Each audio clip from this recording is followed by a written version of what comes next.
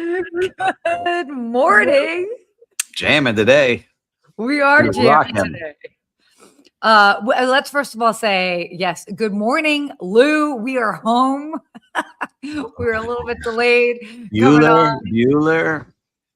We were having I feel like we were almost having a little bit of like a huddle. Listen, we were just getting in the right headspace. Getting our mind right, getting pumped. I was playing a little DMX in the back, a little Ludacris to get us ready. I requested Ludacris.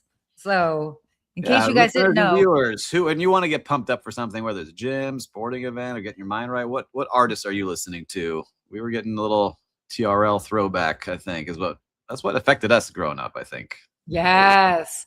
You know what I was listening to actually before I even hopped on? DJ Turk. That's right. That's my brother. Yeah. I was actually listening to Fine Young Cannibals. She Drives Me Crazy. That also came on in a class I was in yesterday. I was like, ooh, I haven't heard this in so long. There's a lot of good things out there. I go through phases. I go through decades. Like that's the thing. Like I'll be in the 60s for a minute, then I'm in the 70s and the 80s. Old soul. Yeah. Yeah, but then there's a little bit of thug life that comes out too, which not everybody knows. You know though. It's Atlanta. Come out. Atlanta, that dirty South. Well, on a different note, any trips coming up? I'm actually going to be in New York in a couple of weeks. This has been this time of year is normally a time where I actually encourage myself to stay home. I've been working on some things. You know, when you are traveling all the time, it's hard. You've got to stay home for a bit, and you've got to make sure the back end of the business is working right, fix things that maybe could be working better. So I've been home focused on that, but I'm excited. I'll be in New York for like 10 days or so. So I'll be on the East Coast for a minute. Back. Nice. So yeah, and then Boston towards the end of August with our friends over at Triple Seat. So yeah, I'll be at their conference with Danny Meyer, who I have actually not yet met in person. So I'm excited to you're interviewing him. No. Okay. I thought you were interviewing him. No. We're both keynoting, so to speak, in a sense. So I'll be doing like the first day, and then he's the second day. So, yeah. That's very cool. That is very cool. What about you? Where are you going? What are you doing? Last minute, got invited to an event in St. John and St. Martin, so I'm going to head down there this weekend. So if anyone has any tips or favorite places, let me know in the comments here. It's my first time there. Never been. I know Sarah gave me some tips. If anyone else has got some. Then doing a staycation. Give a shout out to my dad, Bob Turk. His birthday coming up next weekend. So we're going to do a little staycation here on South Beach at the Marriott Stanton. Okay. Michael Million's he's the GM there. Great GM of that hotel. And then I have one other trip, which I can't announce yet, but another trip coming up. So back to back. Oh my gosh. Oh my. A lot going on. That's what we do in the world of hospitality. We're always studying and learning and traveling, which is always great. Keep that suitcase packed. Listen, I learned from one of the best influencers in the game, Sarah Rafat. No. Oh my gosh. Actually, that would be interesting. I feel like probably in the past year, 6 months or so, there have been some really interesting travel influencers that have really kind of taken off in the space. So would love to hear from you guys. And I would say not necessarily because I don't see their content on LinkedIn, but I see their content on Instagram as well as TikTok. There's this one girl, I'm going to just do a shout out. She doesn't know me, but Alex Travels, and she really blew up because she was on the Four Seasons yacht and was one of the, yes, she does great stuff, but it's cool seeing new people pop up that just share different perspectives. She's been doing a fantastic job.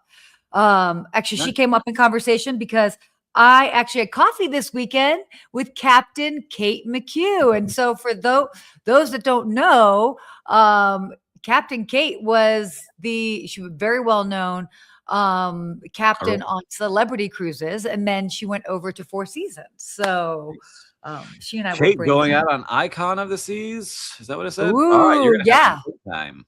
You're going to enjoy it. But you got to get in the mindset. If it's your first cruise, is that what it says? Our first family cruise. Okay. Great. For families, amazing. You don't have to go anywhere. You don't have to drive anywhere. Just be in that mindset. It's going to be busy. You're going in the busiest time in the summer when it's the last weekend before really everyone gets back to school. Totally. But enjoy it. A lot of great times there. Get to the pool deck a little early, and you can secure your pool deck chair out there. I like to get breakfast from the Windjammer. Okay, here's a secret, Kate. Get breakfast at the Windjammer. Bring it out to your pool deck chair so that you're out there before all the crazy crowds get there, and you've got your VIP spot. So take it from Steve Turk, professional cruiser. That's my move.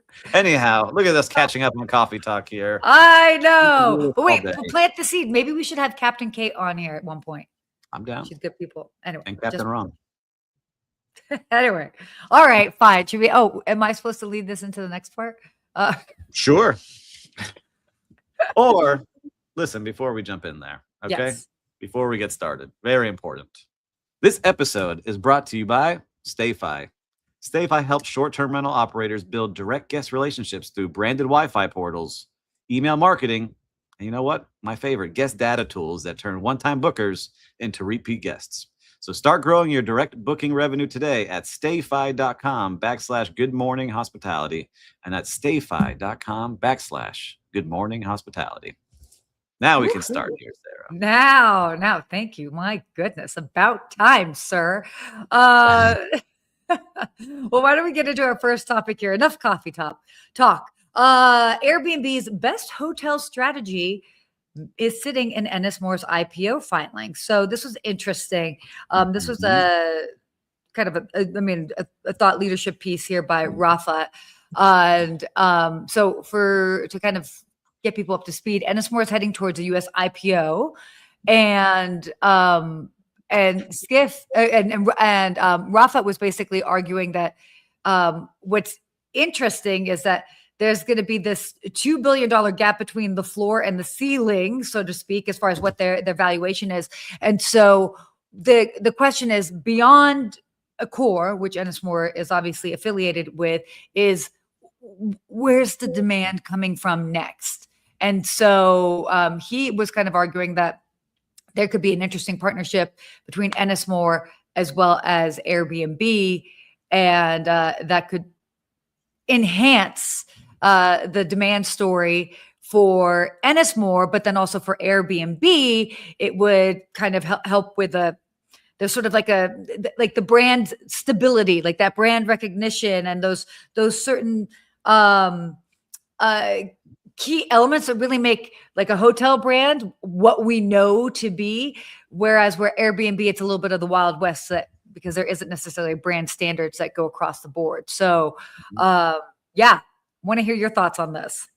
Listen, I think it's really interesting thought piece that he's created here, and I think his thinking really does make sense, because Ennismore, when you hear Ennismore, you don't automatically think about which brands they have, but they do have some major brands under their flag, right? There's one that just opened here, which they're putting a lot into, is the Delano, just reopened here in Miami Beach. Good morning, Lonnie. And Lonnie, I got your email, by the way. I got it. Okay, we got it. We'll check it out.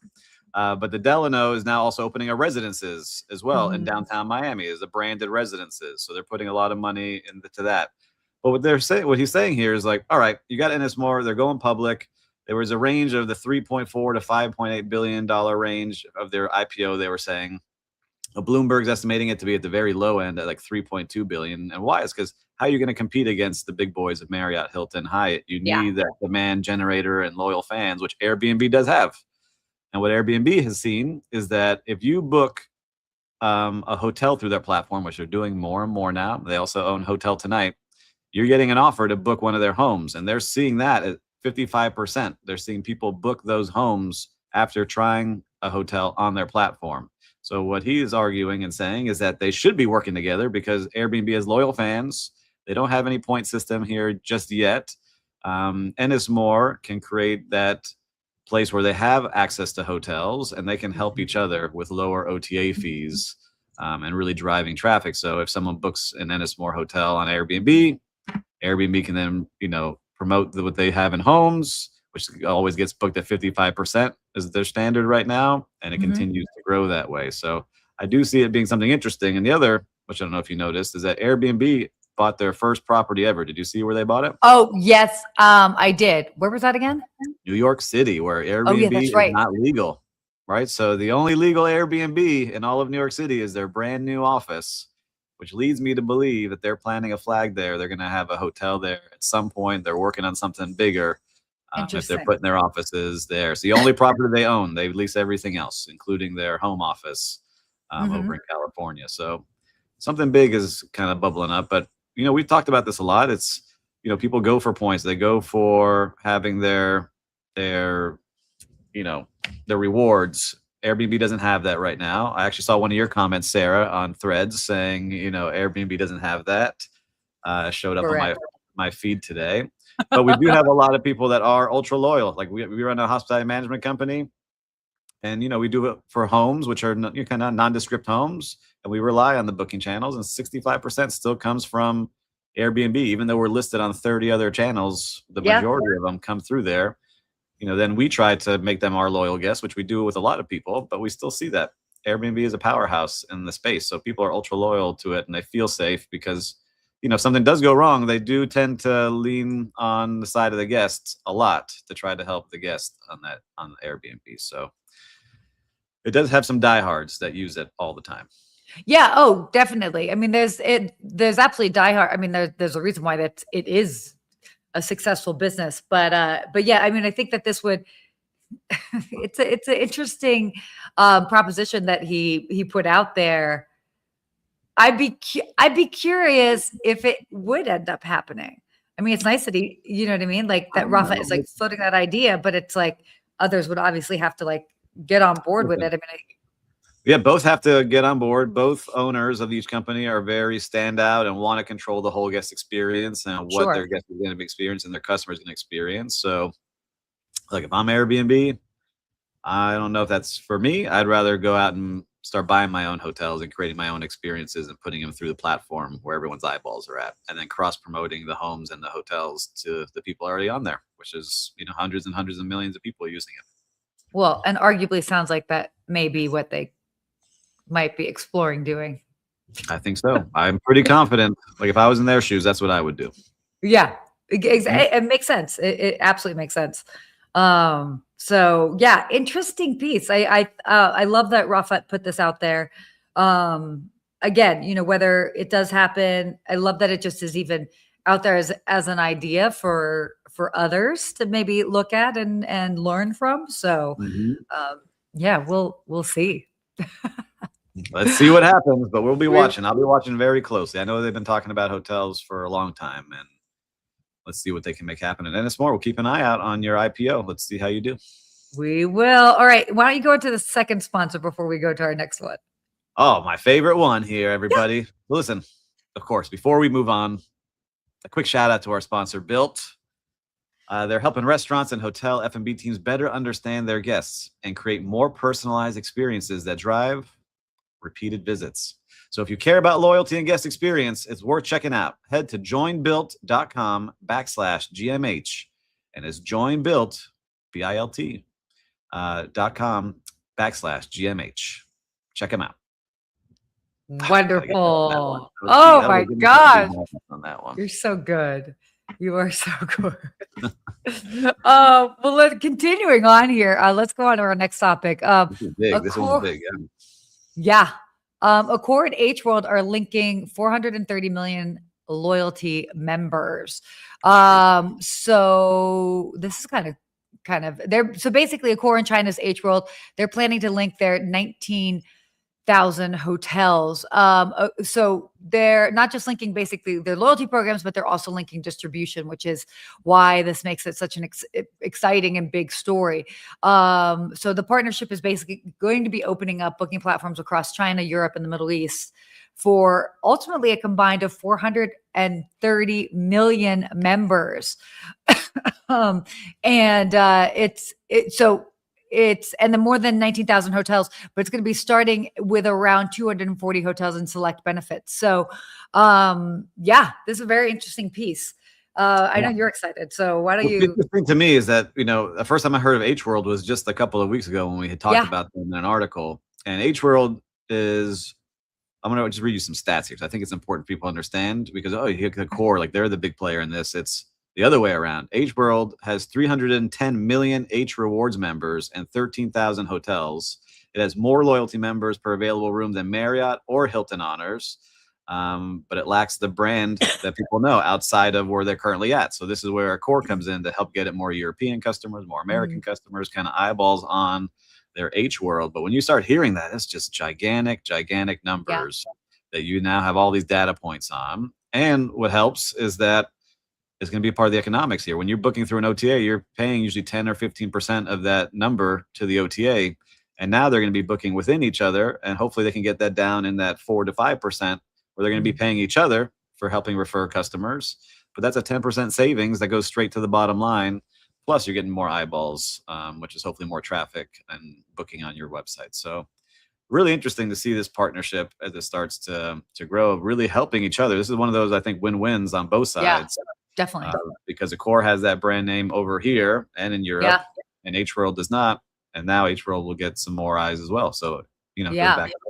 Well, and then also, I mean, like for Accor, the outbound Chinese travel market is huge. So, I mean, the influx from that alone is going to be impactful. So yeah, this is definitely interesting partnership that's happening out there in the space. And I'm curious, how many of you know H World out there? We're gonna have to look them up. I gotta do some more research on them. I'd be really curious to see how many of you currently know them. Have you ever stayed at an H World? Any of you? I'd love to know. I have not. But neither have I. I haven't really spent much time in China ever. So, I haven't been exposed to them. I need to get over there at some point. But it really just shows, I think we're going to see more and more of these partnerships, right? That's kind of what Rafat was saying in his idea with Airbnb and Ennismore. I think there's places for people to do that, especially people like we talked about, was it 2 weeks ago, where people were leaving, their Marriott contracts and their Wyndham contracts, trying to go on their own and figure these things out. I think there's going to be a platform that really helps. I don't know where it will come from. There's a couple of players in the industry trying to get it up and running, where you can earn points if you're a boutique hotel and you join their platform and start getting some more eyes. But these are big deals. 430 million people is gigantic. So they're going to have a lot of eyeballs on their products. Yeah. And I also think it's kind of interesting is that we'll see where travelers are moving and traveling to, you know what I mean? Just because obviously if you would have been having this discussion in January, it would have been the travel world and where travelers were choosing to go to was very different than the landscape today because of the Iran war and everything that is happening in the Middle East.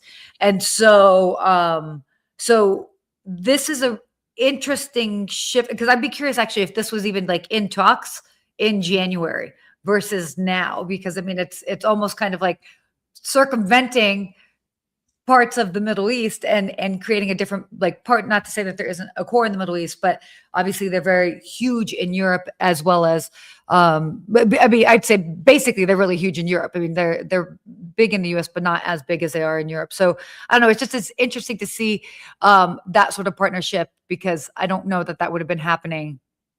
I think it's the power of the OTAs, right? It's how do we compete against OTAs? Let's team up, right? I'd rather team up with my competition than pay out the OTAs. Let's figure out how to get those prices down. So let's see what happens. And with AI, keep pushing. Let's see where AI starts leaning. I'm hoping they don't make the deals with the OTAs and just do individual deals with hotels, but let's see. We will see. All right, let's talk about World Cup, because we still can. We still got 4 more days to talk about it. Amazing. The final this coming Sunday. I'm now getting a little bit of FOMO, but that would just be ridiculous because I haven't watched a single game. I'm just annoyed they're putting the games at 3:00 on a Tuesday and another 3:00 game, I think, today. I'm like, come on, guys. Let's at least push it back a little bit so we can all watch. Oh, yeah, but they've got to deal with all the different time zones. Oh, I know. But we're hosting it here. But what are they saying out there in the world? What are they saying, Sarah, about this? So yeah, no World Cup bump.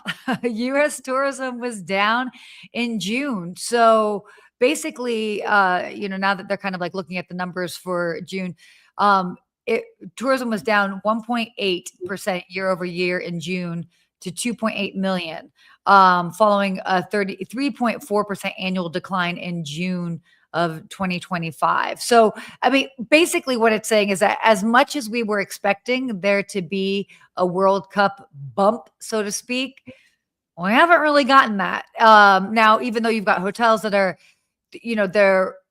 they've been in some markets have been doing okay because they're able to put their rooms at a higher rate. At the end of the day, we still just haven't seen the whole like economic bump that I think everybody was hoping for.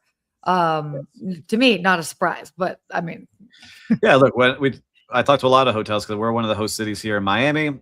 Last year, everyone really inflated their budgets. Oh, we're going to crush it. It's going to get these numbers. It's going to be, they were trying to say, it's like, looking at a Super Bowl, when you host a Super Bowl in the city, it really does have a lot of people come for that weekend. And they're trying to, how do we use those numbers to really pump it up and expand it for a month every single week, which you can't really do. So a lot of hotels really pumped up their numbers, didn't achieve those numbers, but they are still way higher than they were, the previous June. And I think I'm a good example of our little hospitality management company. We're 35% ahead of where we were last year in June, which is usually like a slowish month here in South Florida. And we crushed it. So, and it was all because of World Cup. Like there is no other demand generator at that time.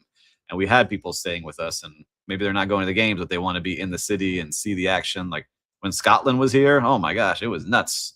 I love the Scotland events. I want to make sure they get more and more.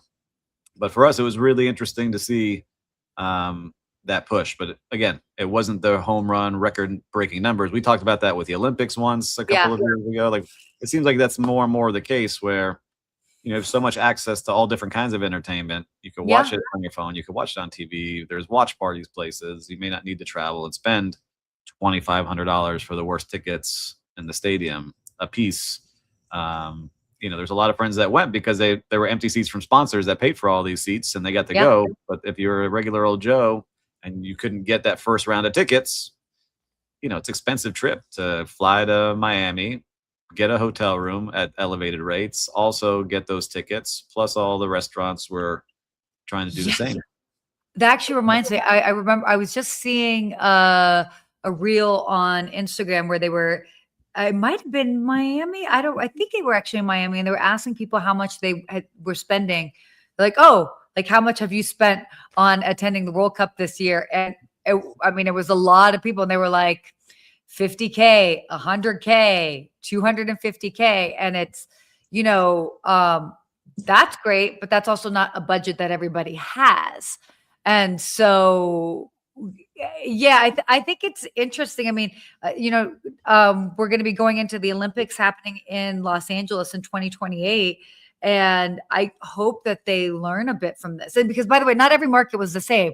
I feel like Miami did better than other markets. Because we're the best city in the country. So everyone comes. Okay, calm down. But I don't know. I mean, look, I'm not a will travel for sports demographic, so I am not the key demographic. But I just feel like just understand it, like making things more. I think there's some big ones like Super Bowl is ultra expensive, F1 ultra expensive to go to, World Cup ultra expensive. Yeah, but that's like the final.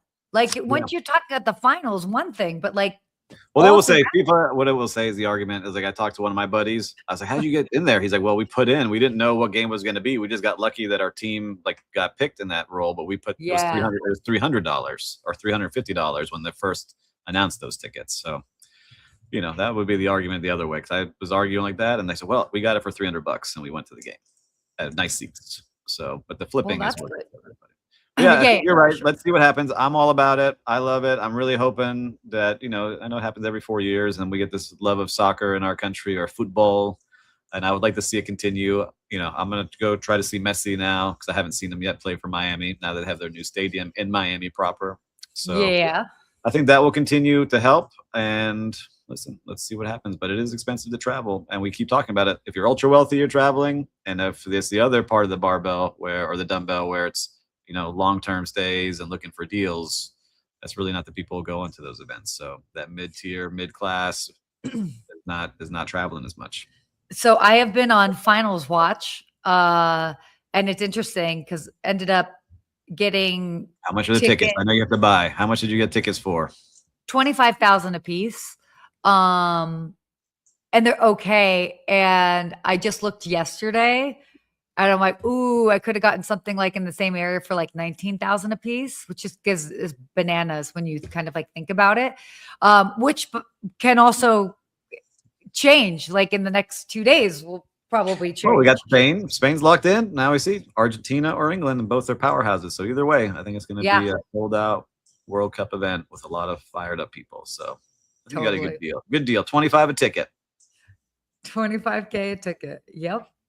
That's exciting. Not too shabby. All right, World Cup. Keep it going. We have a couple more days to cheer on our countries here. Totally. Well, okay, wait, given the time here, should we hop into, do you want to do this last topic? Yeah, we can touch on it. We want, cool. You do the obscure Marriott. Okay, our obscure Marriott fee. Okay, well, cool. Then I should let you take the lead on it. This obscure Marriott fee will be a key signal for profit strength. So we're really going to know how hotel owners are doing, because a lot of the time what gets reported is the RevPAR, how much revenue is generated, all these top line numbers, and that's where Marriott and Hilton and Hyatt, that's where they make a lot of their fees, right? Because they make off the top. But they also get these bonuses that, these are publicly traded companies that we can see. They get a bonus when they perform on the bottom line. So after all the expenses are taken out and we truly see how the hotel owner makes money, then those also get paid out a bonus if they hit certain metrics. So it's going to be interesting to see now how they do. And I can read a couple stats here, because if you're a numbers nerd like me, we like to see it. So in the first quarter, 2026, Marriott's incentive fees rose 9% to $222 million, led by a 13% jump in the US and Canada. Hilton was up 6%. Hyatt was up 14%, though some of those are inorganic from acquiring management contracts, like the 15 Playa hotels we actually reported on here as well. So all three posted record or near record profits, and that was off their top. But now we're going to see how they do at the bottom line, and that will really tell how the travelers are doing. And so we're really excited to see how this comes out, because everyone knows in operations, if you're in operations and you watch this and we review our P&L, and we look at all of our expense lines, it's how much do we actually bring to the bottom line. That's where the real money is made. And hotel owners have to shoulder a lot of that cost of labor and insurance and electricity and water and all the supplies and all that fun stuff, while the big brands that they work with take off the top.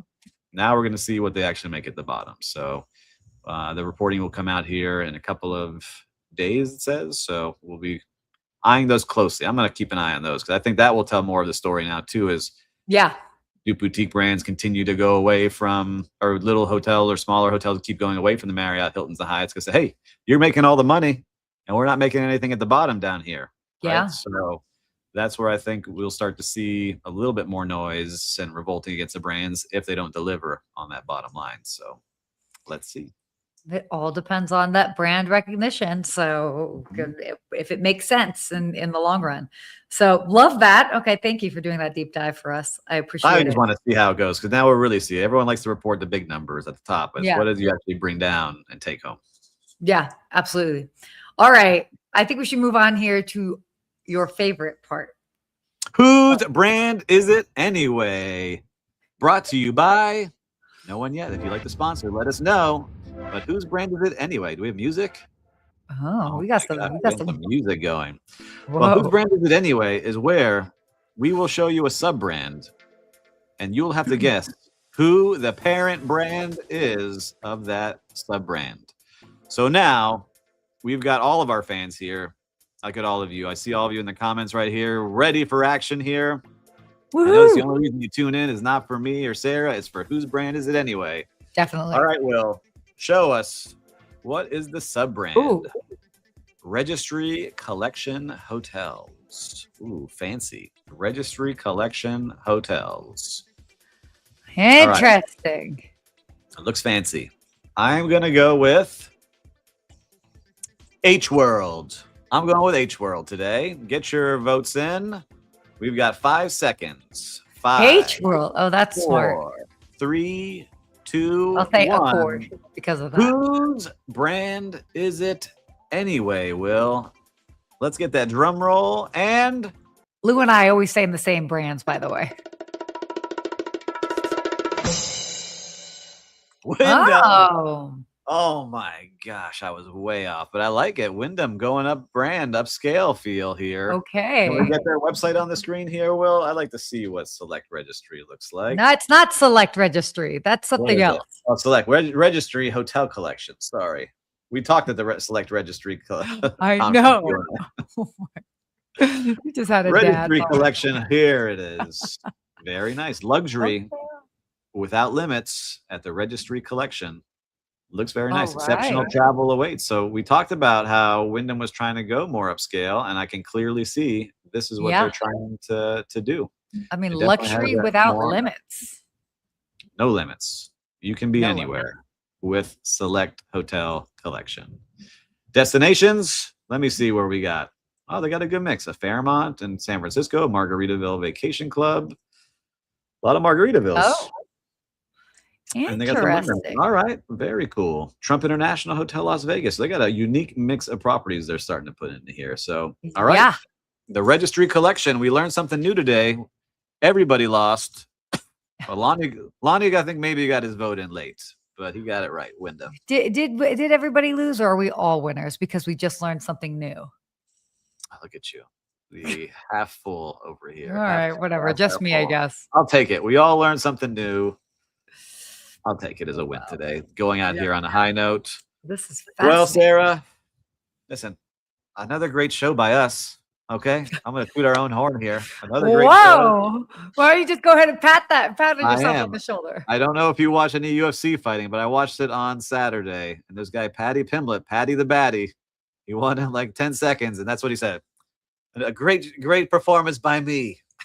So I like that mindset. We did a great job. Oh, wow. We are all winners. We're all winners. I'll take it from Mama Yeah. K over here. It's There we true. go. We are. And we got a nice reminder. Totally. But listen, if you like today's episode, make sure to share it with a friend. If you haven't yet, make sure to subscribe because we're always doing fun things here. And if you want to sponsor Whose Brand Is It Anyway, contact Will Slickers because he's taking numbers and we have a line waiting, I think, to sign up for this. Wow. But we really somebody's enjoy doing caffeine this is every kicked in. day. We got the caffeine drink ready to rock. That's all I got for today. So Oh my gosh. what should we say here? What should we say? Until next week. Stay Stay hospitable. hospitable.